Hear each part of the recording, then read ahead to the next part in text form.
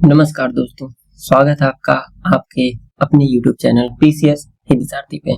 हम पर्यावरण कर रहे हैं, ठीक है। जो EVS है यूपी टेट 2026 के लिए अति महत्वपूर्ण 50 और 100 प्रश्नों की एक प्रश्नोत्तरी हमने तैयार की है, जो कि पेपर में PYQ के तौर पे आने वाला है।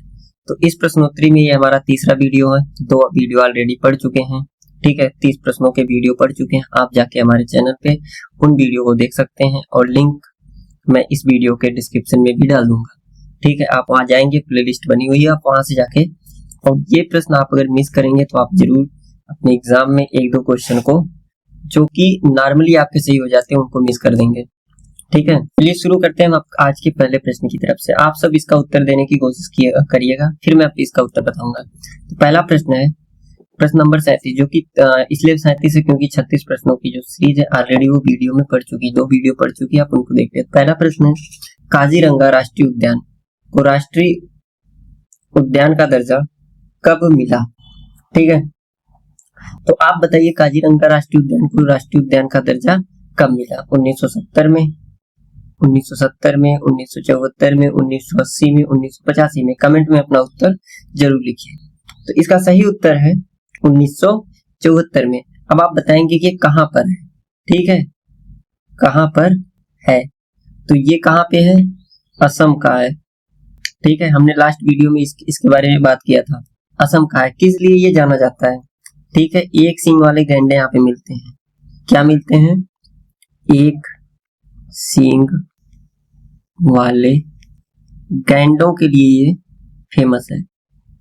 तो हम जानते हैं काजीरंगा राष्ट्रीय उद्यान, ठीक है, ये असम में है और एक सींग वाले गैंडों के लिए फेमस है, ठीक है।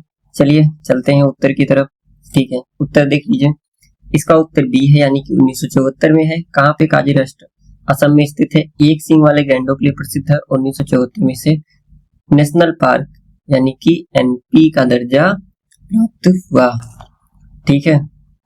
चलते हैं आज के दूसरे प्रश्न की तरफ। प्रश्न नंबर 2 है,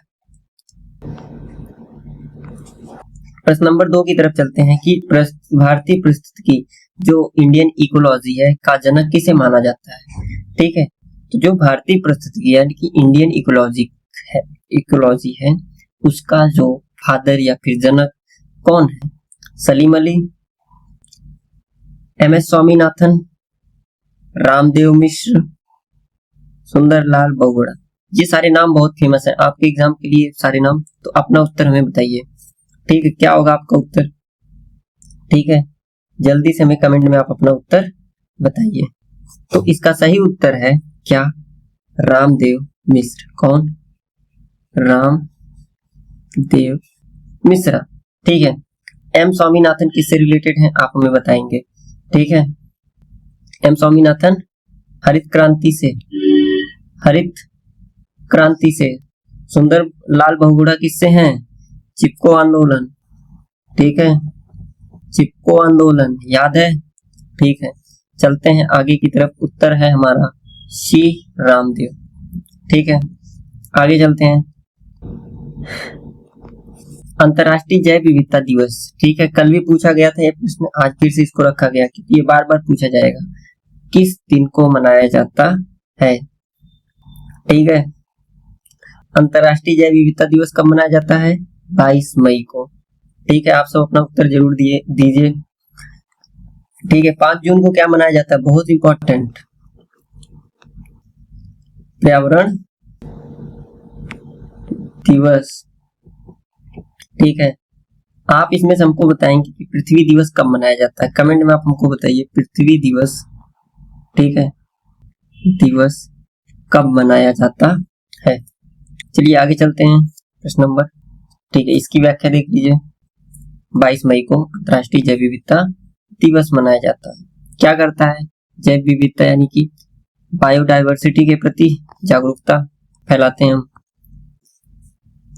ठीक है। अगला प्रश्न है, जो पारिस्थितिकी यानी कि इको पिरामिड है मुख्य रूप से कितने प्रकार के होते हैं, ठीक है। तो पूछ रहे हैं कि जो पारिस्थितिकी पिरामिड होते हैं वो कितने प्रकार के होते हैं, आप बताएंगे। तब तक आप कमेंट में उत्तर दीजिए, ठीक है। उत्तर क्या होगा बताइए। एक प्रकार का होता है कि 3 प्रकार का होता है कि 4 प्रकार का होता है कि 5 प्रकार का होता है? ठीक है, ठीक है। चलिए इसका सही उत्तर क्या होगा, आइए जानते हैं। इसका सही उत्तर होगा ये होते हैं 3 प्रकार के। ठीक है, कितने? 3 टाइप्स होते हैं। क्या क्या होता है? एक होता है संख्या पिरामिड, ठीक है। दूसरा क्या होता है? जैव भार, ठीक है। इसको क्या कहते हैं अंग्रेजी में? बायोमास, है ना, पिरामिड। और तीसरा क्या होता है? ऊर्जा पिरामिड। क्या होता है? ऊर्जा पिरामिड, ठीक है। तो ये कितने प्रकार के होते हैं? 3 प्रकार के होते हैं, याद रखिएगा, बहुत ही मोस्ट इंपॉर्टेंट प्रश्न है। ठीक है, देख लेते हैं। ये होते हैं 3 प्रकार के, संख्या पिरामिड, जैव भार यानी कि बायोमास और ऊर्जा पिरामिड। ठीक है, चलते हैं हम आप अगले प्रश्न की तरफ। बताइए कौन सा सही है इसमें। किस पारिस्थितिकी तंत्र का ऊर्जा पिरामिड हमेशा सीधा होता है? जल्दी बताइए, कौन सा पारिस्थितिकी तंत्र है जिसका ऊर्जा पिरामिड हमेशा सीधा होता है और किसका उल्टा होता है? ठीक है, जल्दी हमें बताइए। ठीक है, जल्दी हमें बताइए, आपके पास 30 सेकंड का समय है। बताइए किसका ऊर्जा पिरामिड, ठीक है, हमेशा सीधा होता है? ठीक, तो इसका सही उत्तर क्या है? चलिए देखते हैं। घास के मैदान का, तालाब का, सभी पारिस्थितिकी तंत्र का, या इनमें से कोई नहीं? तो सभी का होता है हमेशा ऊर्जा पिरामिड, जिसका भी होगा ना, कैसा होगा? सीधा होगा। ठीक है, कैसे बनेगा? ठीक है, किस टाइप से बनेगा? ऐसे बनेगा। ठीक है, कैसे बनेगा? ठीक है, कैसे बनेगा?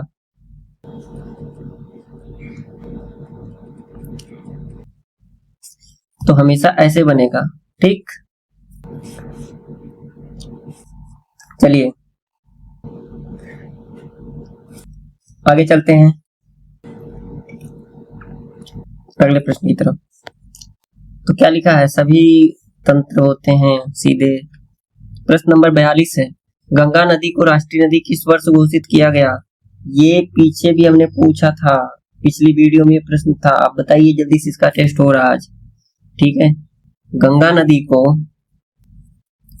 जो है राष्ट्रीय नदी का दर्जा कब दिया गया था? तो सही उत्तर क्या है इसका? इसका सही उत्तर है 2008 में। ठीक है, किसने दिया था? तो सेंट्रल गवर्नमेंट ने दिया था। ठीक है, चलिए चलते हैं प्रश्न नंबर 43 के पास में। क्या है? प्राथमिक प्रदूषक। ठीक है, कितने प्रकार के प्रदूषक होते हैं? जल्दी से हमें बताइए, प्राथमिक प्रदूषक का उदाहरण क्या है? ठीक है, ठीक है, चलिए बताइए, जल्दी बताइए। तो इसका सही उत्तर क्या है? बताइए। इसका सही उत्तर है, ठीक है, ठीक है, ठीक है, मैं ही बताता हूँ। सही उत्तर इसका क्या है? ओजोन नहीं, स्मॉग नहीं, पीएनए नहीं, पैन नहीं, कार्बन डाइऑक्साइड CO2 जो है वो क्या होता है? प्राथमिक प्रदूषक होता है। ठीक है, प्राथमिक प्रदूषक अगर CO2 है, ठीक है, ये सही उत्तर है। तो ओजोन कौन सा है? ओजोन जो है ये द्वितीयक है। ठीक है, क्या है? द्वितीयक है। ठीक है, ओजोन कैसा है? द्वितीयक है। और प्राथमिक कौन होगा? SO2। ठीक है, SO2 कैसा होगा? प्राथमिक होगा। ठीक है, आगे स्मॉग क्या है? ये भी द्वितीयक है। ठीक है, चलते हैं आगे। ठीक, प्रश्न नंबर 44, आप बताइए, संसार का सबसे बड़ा मरुस्थल कौन सा है? संसार का सबसे बड़ा मरुस्थल कौन सा है? ये हम बात कर रहे हैं जो लैंड फॉर्म पे है। किस पे है? लैंड फॉर्म पे, यानी कि मुख्य भूमि, यानी कि स्थल खंड पे है। ठीक है, वैसे तो संसार का सबसे बड़ा मरुस्थल किसको हम देखेंगे, जो बर्फ से ढका हुआ है, पोल, ठीक है, बट उसको नहीं हम पढ़ रहे हैं। हम पढ़ रहे हैं कि संसार का सबसे बड़ा मरुस्थल पूछा जाएगा तो उसमें हम जो लैंड फॉर्म की बात करते हैं कौन सा है, सहारा है, थार है, गोबी है, कालाहारी है, ठीक है, कौन सा है इसमें बताइए, जल्दी बताइए। तो इसमें कौन सा सही है, सहारा मरुस्थल संसार का सबसे बड़ा है। कहाँ पे है, अफ्रीका, अफ्रीका महाद्वीप में, ठीक है, महाद्वीप में बहुत से देशों से लगा हुआ है। थार कहाँ पे है आप बताइए हमें कमेंट में, ठीक है। अगला प्रश्न है, ओजोन की सघनता किस परत, ठीक है, ओजोन की सघनता किस परत में अधिक होती है, चलिए बताइए, क्षोभ मंडल में, ठीक है, या फिर समताप मंडल में, मध्य मंडल में, आयन मंडल में, किस में होती है। तो क्या, अच्छा कहाँ पे, क्षोभ मंडल में ओजोन नहीं, मध्य मंडल में नहीं, आयन मंडल में नहीं, इसमें समताप मंडल में। चलो अगला करते हैं, चिनूक किस क्षेत्र की गर्म हवा है, ठीक है, जो स्थानीय पवन है ये कहाँ पे चलती है, जल्दी से आप इसका उत्तर हमें कमेंट में लिख के बताइए। रॉकी पर्वत, हिमालय, एंडीज, अल्पस। जो अल्पस पर्वत है यहाँ पे कौन पे है, चलिए जल्दी बताइए। जो चिनूक है वो कहाँ पे चलती है, ठीक है, तो जो चिनूक है वो कहाँ पे चलती है, रॉकी पर्वत पे, हिमालय रेंज, ठीक है, एंडीज पर्वत और अल्पस पर्वत के भी आप हमें जरा वो बताइए कि जो फेमस हवाएं हैं इन दोनों क्षेत्रों की वो कौन कौन सी हैं, ठीक है, जल्दी से हमें कमेंट में करके बताइए कि जो और कौन है, ठीक है, वो कौन सी हैं। जो फॉन है वो कहाँ पे चलती है, जो फॉन वो चलती है अल्पस पे, ठीक है। एंडीज पे कौन चलती है, एक चलती है जोंडा, जोंडा जो है ना, जोंडा ये चलती है एंडीज, ठीक। चलिए चलते हैं अगले प्रश्न की तरफ, व्याख्या में देख लीजिए रॉकी पर्वत, ठीक है। अगला प्रश्न है, भारत का सबसे बड़ा राष्ट्रीय उद्यान कौन सा, चलिए बताइए, बहुत अच्छा प्रश्न है। भारत का सबसे बड़ा राष्ट्रीय उद्यान कहाँ पे है और कौन है, जल्दी से आप कमेंट में अपना उत्तर बताइए। 1 2 3 4 5, देखिए आप वीडियो को पॉज कर लिया करिए, उसके बाद उत्तर लिखा करिए, दे दिया करिए, उसके बाद आगे बढ़ा करिए, ठीक है। आप ये पीडीएफ हमारे व्हाट्सएप चैनल पे, क्योंकि अभी टेलीग्राम बंद है तो व्हाट्सएप चैनल पे पा सकते हैं, ज्वाइन कर लीजिए, लिंक नीचे डिस्क्रिप्शन में है। तो सही क्या है, कौन सा है, काजीरंगा नहीं, ठीक है, जिम कार्बेट नहीं, दुधवा नेशनल पार्क नहीं, कौन सा है, हेमिस, ठीक है, कौन सा है, हेमिस, कहाँ पे है, लद्दाख में है, कहाँ पे है, लद्दाख में है, ठीक है। चलिए उत्तर देख लेते हैं इसका, आइए, हेमिस है, कहाँ पे है, लद्दाख में, कहाँ पे है, लद्दाख में, ठीक है। चलिए अगले प्रश्न की तरफ चलते हैं, उत्तर प्रदेश का राजकीय पशु कौन सा है, ये प्रश्न भी मैंने बार बार पूछा है, क्यों पूछा है, क्योंकि ये बार बार आता है। मोर, सारस, क्रेन, कबूतर, बाज, जल्दी बताइए क्या होगा उत्तर, ठीक है, ठीक है, जल्दी बताइए क्या होगा उत्तर, इसका सही उत्तर होगा सारस, क्रेन। बहुत टाइम नहीं लेते हैं इस प्रश्न में, चलिए आगे चलते हैं, प्रश्न नंबर 49 की तरफ चलते हैं। शाकाहारी जीव किस पोषण स्तर पर होते हैं, ठीक है, हमने पोषण स्तर की बात की थी, ठीक है, हमने पोषण स्तर की बात की थी, ठीक है। चलिए शाकाहारी जो जीव होते हैं किस पोषक स्तर पे होते हैं, आप हमें बताइए। प्रथम पे होते हैं, द्वितीय पे होते हैं, तृतीय पे होते हैं, चतुर्थ पे होते हैं, बहुत इंपॉर्टेंट क्वेश्चन है, बहुत ही इंपॉर्टेंट क्वेश्चन है, स्टार पे स्टार लगा के जाइए। द्वितीय स्तर पे होते हैं, ठीक है। प्रथम पे कौन होते हैं भाई, ये कौन होते हैं, कौन होते हैं, प्रोड्यूसर होते हैं ना, कौन होते हैं, उत्पादक,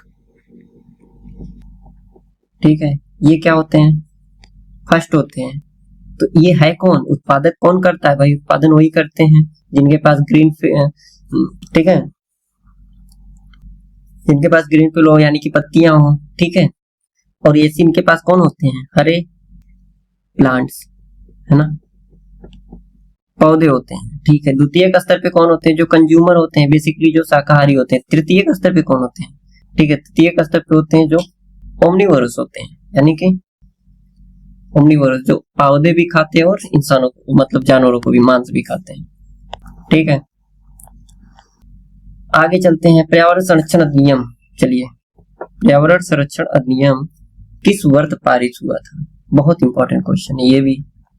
अधिनियम से तो आप ये जान लीजिए कि ये हमेशा इंपॉर्टेंट होते हैं किसी भी एग्जाम के लिए, इवन पीसीएस में भी ये बार बार पूछा जाता है।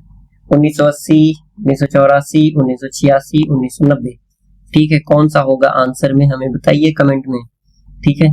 तो सही उत्तर इसका क्या है? 1986 में पर्यावरण संरक्षण अधिनियम पारित हुआ था, ठीक है। आगे चलते हैं, इस प्रश्न को हमने कर लिया है, ठीक है, इसको हमने कर लिया है, तो आगे बढ़ेंगे, ठीक है। शाकाहार, ये थोड़ा सा देखिए वही प्रश्न है जो हमने 50 में किया, बस इसको थोड़ा सा उल्टा अगर पूछा जाए तो खाद्य श्रृंखला में, फूड चेन में प्राथमिक उपभोक्ता कंज्यूमर कौन होता है? मांसाहारी नहीं, ये क्या होते हैं? ये तो तृतीयक होते हैं ना, यानी कि ओमनिवोरस होते हैं, ओमनिवोरस, है ना, ओमनिवर्स जिसको बोलते हैं, ठीक है। शाकाहारी होते हैं ना, ये क्या होते हैं? द्वितीयक होते हैं ना, ये कौन होते हैं?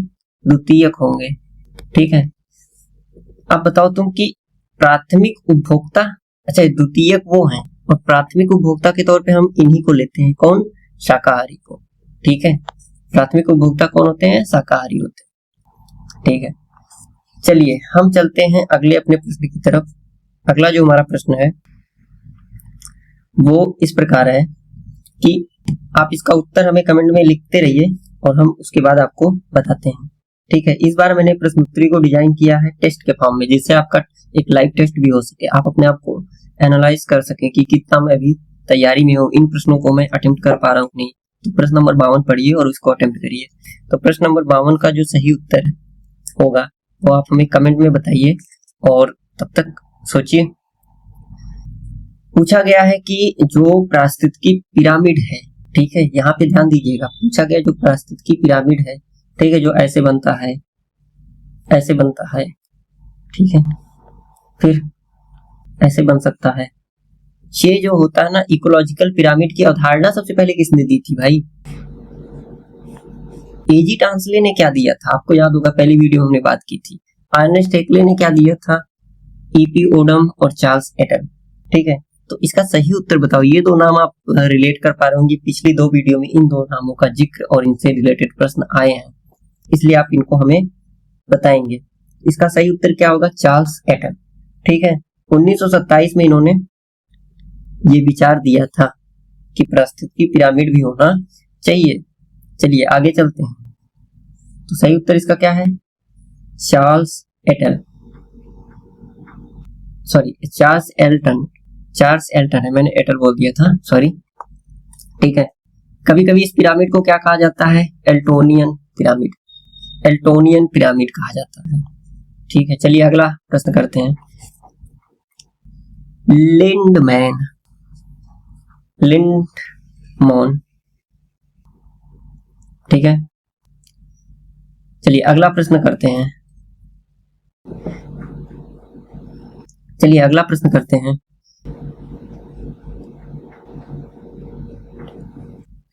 लिंडेमैन जो थे, लिंडेमैन या मॉन, ठीक है, 10% का जो ऊर्जा का नियम था ना, किस वर्ष इन्होंने दिया था? ठीक है, बताइए हमें किस वर्ष दिया था, जब जिसमें इन्होंने बताया था कि जो 1000 ऊर्जा होती है, जो ये प्रोड्यूसर होता है ना, जो प्रोड्यूस करता है उसके पास होती है, वो क्या करता है 900 ऊर्जा जो होती है, 900 ऊर्जा अपने कामों के लिए यूज कर लेगा और 100 ऊर्जा जो होगी, यानी कि इसका 10%, 90% यूज किया, 100 ऊर्जा वो नेक्स्ट को पास आउट कर देगा, जो उसको प्राथमिक उपभोक्ता होगा। फिर प्राथमिक उपभोक्ता क्या करेगा, ये भाई साहब 90 जो है 90 ऊर्जा अपने आप खुद यूज कर लेंगे। ये भी क्या करेंगे, 90% हो गया है ना, ये 90% यूज करेंगे और फिर ये 10 यानी कि 10 और ये हो गया क्या 10% हो गया, ये पास आउट कर देंगे जो उसके सेकेंडरी कंज्यूमर होगा, ठीक है। फिर ये भी यही काम करेगा, वन ऊर्जा क्या करेगा, वो कर देगा और इसको डिकम्पोजर जो वापस से डिकम्पोज करके यहाँ ला देगा। जो पेड़ पौधे क्या करते हैं, फोटोसिंथेसिस करते हैं और उसमें by roots nitrogen and other minerals लेते हैं। तो उसके साथ में ये जो डिकम्पोजर होता है ना, ये जो डिकम्पोजर होता है वो भी इन चीजों को पास आउट करता है। तो ये जो ऊर्जा का नियम था, इन्होंने किस वर्ष दिया था ये नियम, आप बताइए। 35 में, 50 में, 62 में, 42 में। तो सही उत्तर क्या है इसका? सही उत्तर है इसका 1942 में इन्होंने दिया था। ठीक है, आइए देख लेते हैं व्याख्या में क्या बातें हैं। 1942 में इन्होंने कहा था इस नियम के अनुसार एक पोषण स्तर से दूसरे पोषण स्तर में केवल 10% ऊर्जा ही ट्रांसफर होती, बाकी 90% ऊर्जा स्पष्ट रूप नष्ट हो जाती। क्यों नष्ट होती? वो जो पर्टिकुलर उस वक्त का जो कंज्यूमर होगा या फिर प्रोड्यूसर होगा वो खुद के चीजों में यूज करता है, खाने पीने, ग्रोथ और सारी चीजों में। तो ये जो ऊर्जा का नियम है यही है। सरल भाषा में बात इतना समझिए, आपके पास 10 होगा, आप आधा अपने पास रखेंगे और आधा भेज देंगे आगे। ठीक है, अगला प्रश्न है, आप पढ़िए और इसका उत्तर बताइए कि मॉन्ट्रियल प्रोटोकॉल जो हुआ था 1987 में, संबंध किससे है? ठीक है, ये किस विषय को डिनोट करता है? ये जो प्रोटोकॉल था ये किस विषय को डिनोट करता है? जैसे बहुत सारे विषय हैं, जैसे कि वायु प्रदूषण से रिलेटेड है, ठीक है, अर्थ से रिलेटेड है, वायुमंडल के संरक्षण से रिलेटेड है, ओजोन से रिलेटेड है। तो ये किससे रिलेटेड है बताइए? कि ग्लोबल वार्मिंग को डिनोट करता है, जल प्रदूषण को डिनोट करता है, कि जैव विविधता बायोडाइवर्सिटी, या फिर ओजोन परत का जो ओजोन परत जो लेयर है वो डिक्लाइन हो रही है उसके संरक्षण से, ठीक है, कंजर्वेशन से वो करता है, रिलेट करता है। चलिए इसके सही उत्तर को देख लेते हैं। इसका सही उत्तर क्या है? ऑप्शन नंबर बी, यानी कि ओजोन परत संरक्षण, जो ठीक है इससे रिलेटेड है। ठीक है, ये क्या करता है? सी गैसों से को कम करने की, डिक्रीज करने के लिए ये प्रोटोकॉल प्रतिबद्ध है। ठीक है, देख लेते हैं ऑप्शन नंबर बी सही, ओजोन परत संरक्षण। ठीक है, गैसों के उत्पादन पर रोकना था और जो ओजोन परत को नुकसान नहीं पहुंचाते। चलिए प्रश्न नंबर आप हम चलते हैं 72 की तरफ। देखो प्रश्नों की संख्या में जो थोड़ा सा इधर उधर हो जाएगा, आप उनको मत ध्यान दीजिएगा, आप केवल प्रश्न देखिएगा। ठीक है, प्रथम पृथ्वी सम्मेलन जो फर्स्ट अर्थ समिट हुई थी 1992 में, जहां पे एजेंडा 21 लागू किया गया था या फिर की बात की गई थी, स्वीकार किया गया था। ठीक है, कहां पे हुआ था? ठीक है, किस जगह पे हुआ था? न्यूयॉर्क, कहां पे है ये? यूएसए में हुआ था, जोहान्सबर्ग में, स्टॉकहोम में, या फिर रे दी जेनेरियो में। कहां पे है ये? ब्राजील में। ठीक है, तो कहां पे हुआ था? सही उत्तर है रियो दी जेनेरियो, यानी कि ब्राजील में प्रथम शिखर सम्मेलन। ठीक है, बहुत इंपॉर्टेंट है। आगे करते हैं, चलिए आगे चलते हैं। बायोडीजल, ठीक है, बायोडीजल बनाने के लिए किस पौधे का उपयोग किया जाता है? जो हम बायोडीजल क्या प्रोड्यूस करते हैं उसके लिए किस पौधे को यूज किया जाता है? रतन ज्योत, ठीक है, जेट्रोट्रोफा जो है उसको कपास, बांस या नीम, आप बताइए किसका यूज किया जाता है? बहुत अच्छा प्रश्न है। तो इसका सही उत्तर है रतन ज्योत। ठीक है, जेट्रोफा का जो प्लांट से उसका यूज किया जाता है। तो क्या होता है इससे देखो जेट्रोफा के बीज से 25 से 40% तेल प्राप्त होता है, जिसे बायोडीजल में बदला जाता है, या एक गैर खाद्य तेल वाला पौधा है। ठीक है, ये गैर खाद्य तेल वाला पौधा है, याद रखना। ठीक है, भारत में टाइगर मैन ऑफ इंडिया, ठीक है, किसको कहा जाता है? मतलब टाइगर मैन ऑफ इंडिया का मतलब किसने बाघों के संरक्षण में, बाघों के बचाव, संरक्षण और उनके रख रखाव के संबंध में किसने सबसे ज्यादा योगदान दिया है? पहला ऑप्शन है तुम्हारा, सॉरी आपका पहला ऑप्शन है राजेंद्र सिंह, ठीक है, दूसरा ऑप्शन है कैलाश सांखला सलीम अली, ठीक है, और चौथा ऑप्शन है सुंदरलाल बहुगुणा। तो इसका सही उत्तर क्या है?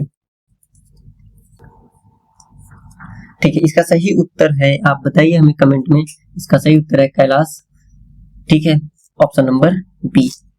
देखते हैं जो कैलाश जी थे, इन्होंने राजस्थान के निवासी थे ये, कहाँ के निवासी थे? इन्होंने प्रोजेक्ट टाइगर के पहले निदेशक के रूप में काम किया था। ठीक है। राजेंद्र सिंह को किस लिए जाना जाता है? जल पुरुष, वाटरमैन को। सलीम अली को किस लिए जाना जाता है? बर्डमैन के नाम से जाना जाता है। ठीक है। तो ये जो दोनों नाम है और इनको क्या है, ये चिपको और ये बर्डमैन, बर्डमैन और ये वाटरमैन। ठीक है। और ये कौन है? Tiger man. ठीक, चलिए आगे चलते हैं हम अगले प्रश्न पे। ठीक है।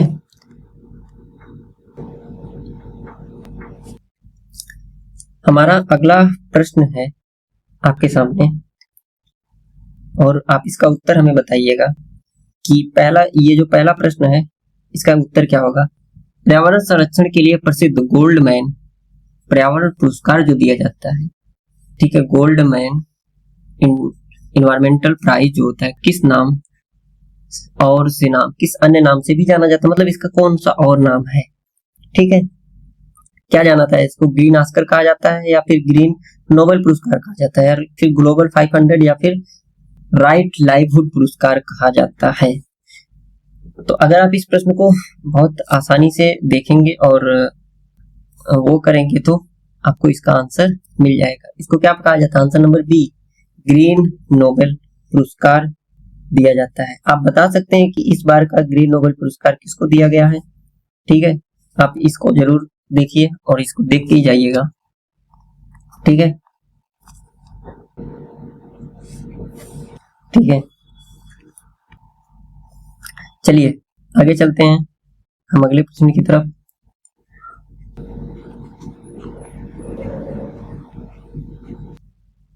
ठीक है, हमारा अगला प्रश्न है केंद्रीय पक्षी अनुसंधान संस्थान central avian research institute CARI, ठीक है, जो केंद्रीय पक्षी अनुसंधान संस्थान है उत्तर प्रदेश के, बहुत इंपॉर्टेंट है क्योंकि ये यूपी में है। ठीक है, क्योंकि ये यूपी में है।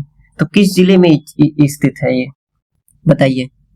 कानपुर में है, लखनऊ में है, बरेली इज्जतनगर में है या फिर झांसी में है? बताइए इसका सही उत्तर, बताइए जल्दी कमेंट करके बताइए क्या होगा इसका सही उत्तर। इसका सही उत्तर है बरेली इज्जतनगर। ठीक है, इसका सही उत्तर क्या है? बरेली इज्जतनगर। ठीक है, देख लेते हैं।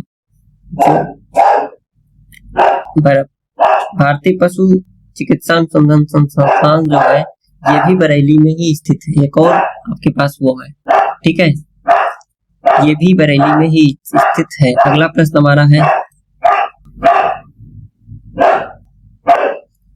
हमारा अगला प्रश्न है कि अंतर्राष्ट्रीय सौर गठबंधन जो इंटरनेशनल सोलर अलायंस है ISA, जो ISA है इसका मुख्यालय कहाँ पे है?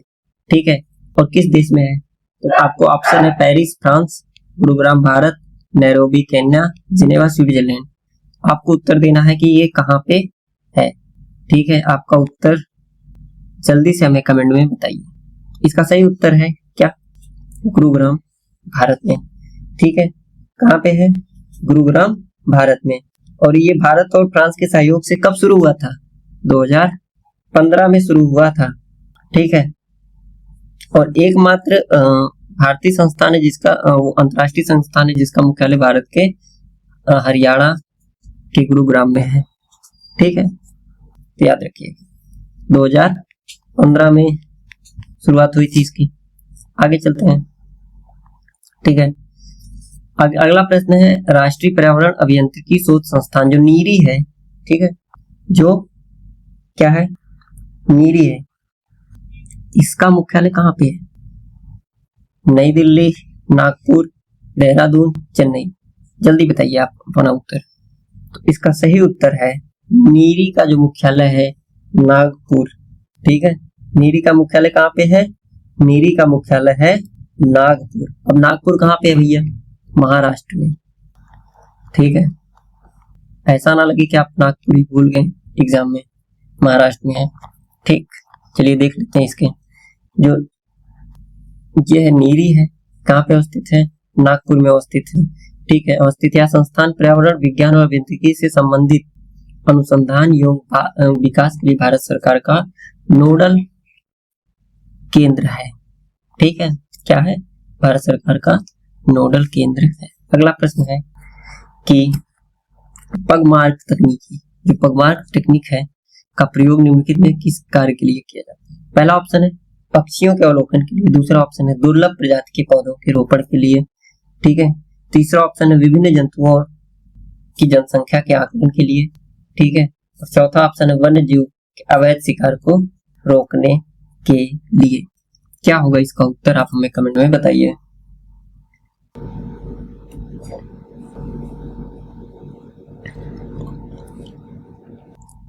ठीक है, इसका सही उत्तर होगा ऑप्शन नंबर सी कि विभिन्न जंतुओं की जनसंख्या के आकलन के लिए इस पगमार्क तकनीक का हम इस्तेमाल करते हैं कि कितने जीव जंतु हैं। ठीक है, क्या होता है जंगलों में वन्य जीवों विशेषकर बाघ और तेंदुआ के पैरों के निशान जो होते हैं, मतलब पगमार्क वही होता है पैर के निशान ना, पैर के निशान रिकॉर्ड करके उनकी गिनती के मौजूदा अनुमान लगाया जाता है। अभी तो और टेक्निक हो गई है, अब जो गणना हो रही है वो दूसरे टेक्नोलॉजी पे हो रही है। ठीक है, विश्व का सबसे बड़ा कार्बन सिंक किसे माना जाता है? जो विश्व का सबसे बड़ा कार्बन सिंक, सबसे ज्यादा कार्बन कौन सिंक करता है, सबसे ज्यादा कार्बन कौन लेता है? अमेजन के घने वर्षा वनों को, ठीक है, विशाल महासागरों को, टैगा वनों को, ऊंचे पर्वतों की वनस्पतियों को, किसको कहा जाता है? बताइए उत्तर में। बहुत आसान प्रश्न है और बहुत ही इंपॉर्टेंट है, मोस्ट इंपॉर्टेंट में आता है ये। ऐसे प्रश्न आते हैं तो आपको लगता है कि ये बड़ा हार्ड पेपर आ गया था, अलग से कहां से आ गया था, ऐसे प्रश्न तो होते नहीं, तो विज्ञान से रिलेटेड है, लेकिन ऐसे ही प्रश्न आते हैं स्टैंडर्ड टाइप के। तो देखो जो अमेजोन के घने वर्षा वन है ना, इनको क्या कहा जाता है? फेफड़ा कहा जाता है, फिर हृदय कहा जाता है अर्थ का। मतलब इसका मतलब क्या है? ग्रीनरी यहाँ पे बहुत ज्यादा है, पेड़ पौधे बहुत है, पर जो सबसे ज्यादा कार्बन को सिंक करता है कौन करता है? विशाल महासागर। तो सही उत्तर क्या होगा? बी। ठीक है, जो सागर होते हैं या महासागर होते हैं ये कार्बन का अवशोषण ज्यादा करते हैं। ठीक है, देखो क्या होता है ना, विशाल महासागर, यदि अमेजन वनों को पृथ्वी का फेफड़ा कहा जाता है, लेकिन पृथ्वी का सर्वाधिक कार्बन डाइऑक्साइड को अवशोषित व संचित करने का कार्य महासागर करते हैं। ये कौन करता है? ठीक है, फ्लाइट ऑफ प्लैंटन जो है ना वो ये करते हैं, इनके माध्यम से होती है। ठीक है, इसी की वजह से न्यूट्रिफिकेशन हो जाता है, सुपोषण की जो घटना बढ़ जाती है महासागरों में, और उनके जो, और ये क्या है, उनमें पोल्यूशन के निशान है। ठीक है, भारत के किस राज्य में सर्वप्रथम गंगा एक्शन प्लान के तहत कछुआ वन्य जीव अभयारण्य स्थापित किया गया था? बहुत ही इंपॉर्टेंट है आपके लिए। ठीक है, देखिए ये पूरे जितने 100 प्रश्न की सीरीज है ना, मोस्ट इंपॉर्टेंट प्रश्न है इसमें। तो कछुआ वन्य जीव अभयारण्य किस राज्य में शुरू किया गया था? बताइए, बिहार में, पश्चिम बंगाल में, उत्तर प्रदेश में, उत्तराखंड में? सही उत्तर इसका क्या है? सही उत्तर इसका है उत्तर प्रदेश में शुरू किया गया था। कहां पे? वाराणसी। याद करिए मोदी जी का, मोदी जी के नाम से याद कर लीजिए, वाराणसी के गंगा क्षेत्र में। ठीक है, देखो गंगा एक्शन प्लान के तहत कछुआ वन्य जीव अभयारण्य वाराणसी गंगे नदी के प्रवाह में कछुओं के संरक्षण और शुद्धिकरण के उद्देश्य से स्थापित किया गया था। ठीक है, चलते हैं अगले प्रश्न की तरफ। घास भूमियों में पारिस्थितिकी अनुक्रमण, इकोलॉजिकल सक्सेशन जो होता है, ठीक है, अंत में झाड़ियों या पेड़ों द्वारा घास को क्यों प्रतिस्थापित नहीं किया जाता? ठीक है, ऐसा क्यों होता है? इसके पीछे रीजन क्या है? कीटों और कवकों के कारण, सीमित सूर्य के प्रकाश के कारण, जल की सीमाओं और आग के कारण, मृदा में पोषण तत्वों की कमी के कारण। तो इसका सही उत्तर है क्या? जल की सीमा और आग के कारण। व्याख्या देख लेते हैं। उम्मीद करते हैं कि आप लोग प्रश्नों को अटेम्प्ट कर रहे होंगे, कॉपी में लिख के, पेन से लिख के, जो भी, और बताएंगे हमें कितने प्रश्न आपके सही हुए। ठीक है, तो इसका सही उत्तर है क्या? जल की सीमा और आग के कारण। ऐसा क्यों होता है? घास के मैदान, पानी की कमी, सूखा और समय समय पर लगने वाली प्राकृतिक आग के कारण बड़े पेड़ या घनी झाड़ियों पनप नहीं पाती, जिससे घास परितंत्र स्थिर रहता है। अगला प्रश्न है, भारत का कौन सा क्षेत्र वैश्विक जैव विविधता का अनूठा हॉटस्पॉट है? ठीक है, भारत का कौन सा क्षेत्र वैश्विक जैव विविधता का हॉट स्पॉट है? इस प्रश्न को आप अटेम्प्ट करिए। मैं आपको बता देता हूँ, भारत में 4 हॉट स्पॉट है, 4 हॉट स्पॉट है। ठीक है, हॉट स्पॉट का मतलब क्या होता है? जहाँ पे जैव विविधता मतलब कि ग्रीनरी बहुत हो, पेड़ पौधे बहुत अलग अलग टाइप के हों, पक्षियां बहुत अलग अलग टाइप की हों, जंतुएं बहुत अलग अलग टाइप के हों, और वहाँ का जो ग्रीन हाउस इफेक्ट हो बहुत कम हो। ठीक है, जो नेचर हो बहुत ही वेल डेवलप हो, वेल रिच हो, ऐसे जगहों को हम कहते हैं बायोडाइवर्सिटी हॉट स्पॉट। ठीक है, जहाँ पे नदी, पहाड़ के कुछ वो और मुख्य भूमि जो होती है, प्लेन जमीन होती है, वहाँ उसके भी अवशेष और इन सब से मिलकर एक बनता है बायोडाइवर्सिटी हॉट स्पॉट। चलिए बताइए जल्दी से। तो देखिए, अरावली पर्वतमाला ऐसा होगा क्या? नहीं होगा भैया। थार का मरुस्थल भी नहीं हो सकता, मध्य भारत के पठार बिल्कुल नहीं है, तो पश्चिमी घाट। ठीक है, अब हम जान लेते हैं कि वो जो, ठीक है, और इसी में एक और नाम था। ठीक है, ये क्यों जाना जाता है, ऐसा होता क्यों? यहाँ पे शांत वैली है, शांत वैली मतलब शांत घाटी, जिसको कहते हैं साइलेंट वैली। कहाँ पे है ये? केरल में पाई जाती है। ठीक है, याद रखिएगा। चलिए अगले प्रश्न की तरफ चलते हैं, देख लेते हैं इसकी व्याख्या को भी। हाँ, पश्चिमी घाट मुख्य रूप से 4 जैव विविधता स्थल है। पश्चिमी घाट का समृद्ध स्थल है, और ये शांत वैली यानी कि जिसको कहते हैं साइलेंट वैली और शांत घाटी। केंद्रीय मृदा संरक्षण बोर्ड जो होता है, सेंट्रल मृदा, ठीक है, सेंट्रल सॉइल कंजर्वेशन बोर्ड जो है, CSCB, कहाँ पे है? सॉरी, इसका गठन भारत सरकार द्वारा किस वर्ष किया गया था? ये बताना है कि आपको इसका गठन किस वर्ष किया गया था। चलिए बताइए किस वर्ष किया गया था। ठीक है, 53 में किया गया था, 63 में, 73 में, 83 में। सही उत्तर क्या है इसका? 1953 में। ठीक है, कब किया गया था? 1953 में। चलिए आगे चलते हैं, व्याख्या सेम बातें हैं। ठीक है, चलिए अगला प्रश्न है, निम्नलिखित में से कौन सा एक XC2 संरक्षण, ठीक है, जो बाह्य स्थानीय है, सबसे अच्छा उदाहरण कौन सा है? बताओ इसमें से जल्दी, आप इसके ऑप्शन को देख के बताइए कौन सा इसमें सही है। ठीक, बताइए जल्दी से इसका उत्तर क्या होगा। ठीक है, जल्दी से आप कमेंट करके इसका उत्तर हमें बताइए। तो ये होता कौन है? ये इसका सही उत्तर क्या है? इसका सही उत्तर है बीज बैंक। जो सीड बैंक होते हैं, जो सीड बैंक होते हैं, वो होता है इसका सही उत्तर। आइए देखते हैं इसकी व्याख्या को क्या है। ठीक है, देखो, जब जीवों या वनस्पतियों को उनके प्राकृतिक आवास से दूर कृत्रिम रूप से बचाया जाता है, तो उसे XC2 कहते हैं, यानी कि बाह्य स्थानीय, जैसे कि जू, ठीक है, बोटानिकल गार्डन और बीज बैंक। ठीक है, तो सबसे अच्छा उदाहरण कौन है? बीज बैंक। यहाँ पे इनको हम बहुत अच्छे से संरक्षित कर सकते हैं। परिस्थिति तंत्र में सहनशीलता की सीमा, लॉ ऑफ टॉलरेंस का सिद्धांत सबसे पहले किसने प्रतिपादित किया? ठीक है, बताइए किसने किया था? इसका सही उत्तर क्या होगा? जल्दी से कमेंट में बताइए।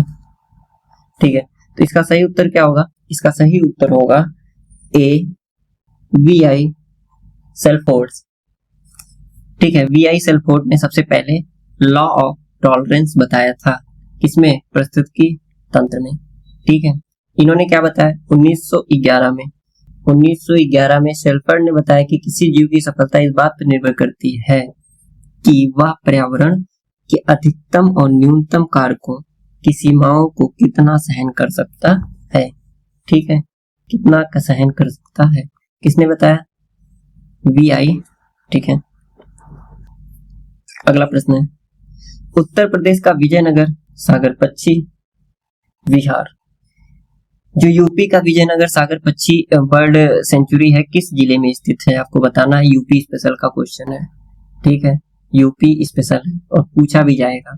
हमीरपुर, महोबा, बांदा, ललितपुर कहाँ पे है? तो इसका सही उत्तर है क्या? महोबा। महोबा में स्थित है। ठीक है, प्रवासी पक्षियों का यहाँ पे बहुत सुंदर नजारा देखने को मिलता है। ठीक है, अगले प्रश्न की तरफ चलते हैं। प्रश्न नंबर 94, समुद्री जल में सर्वाधिक मात्रा में पाया जाने वाला लवण जो साल्ट है निम्नलिखित में से कौन सा है? कैल्शियम कार्बोनेट है, मैग्नीशियम क्लोराइड है, सोडियम क्लोराइड है या फिर कैल्शियम सल्फेट है। आपको बताना है कि इसमें से सही उत्तर कौन सा है। तो जो समुद्र में पाया जाता है, जो महासागर है समुद्र में पाया जाता है, ये सबसे ज्यादा इसमें क्या पाया जाता है? सोडियम क्लोराइड पाया जाता है भैया, ठीक है, सोडियम क्लोराइड पाया जाता है, ठीक है, NaCl 77% तक, ठीक है, बहुत ज्यादा जो खारा जल होता है। अगला क्या है? ध्वनि प्रदूषण को नियंत्रित करने के लिए सड़कों के किनारे हरे पौधे की कतारें उगाने को क्या कहा जाता है? ये तो यूपी टेट स्पेशल है, ठीक है, यूपी टेट स्पेशल बहुत बार पूछा गया है इस प्रश्न को, ठीक है। इसको कहते हैं green belt, green muffler, green shield, ध्वनि रोधक दीवार, क्या बोलते हैं इसको? इसको बोलते हैं ग्रीन मफलर, ठीक है। अगला प्रश्न है, पेयजल को कीटाणु मुक्त व शुद्ध करने के लिए मुख्य रूप से किस गैस का उपयोग किया जाता है? बताइए, फ्लोरीन का, क्लोरीन का, नाइट्रोजन का, कार्बन डाइऑक्साइड का। तो बताइए इसका क्या उत्तर होगा? सही उत्तर इसका क्या होगा? आप सब ने इसको घरों में बहुत बार सुना होगा, बहुत बार किया होगा, कुओं में डाला जाता था, क्या डालते थे भैया? फ्लोरीन नहीं डालते थे, क्लोरीन डालते थे, Cl, ठीक है। चलिए आगे बढ़ते हैं। मानव शरीर का की सबसे बड़ी ग्रंथ, लार्जेस्ट ग्लैंड जो है कौन सी, जो पर्यावरण पोषण विज्ञान का हिस्सा है, ठीक है, ऐसी कौन सी ग्रंथ है जो पर्यावरण पोषण विज्ञान का हिस्सा है? सबसे बड़ी अग्नाशय, थायराइड ग्रंथ, यकृत, पीयूष ग्रंथ। तो इसका सही उत्तर है लीवर, है ना, हमारा यकृत, जो हमारा लीवर है क्या काम करता है, चलो देख लेते हैं।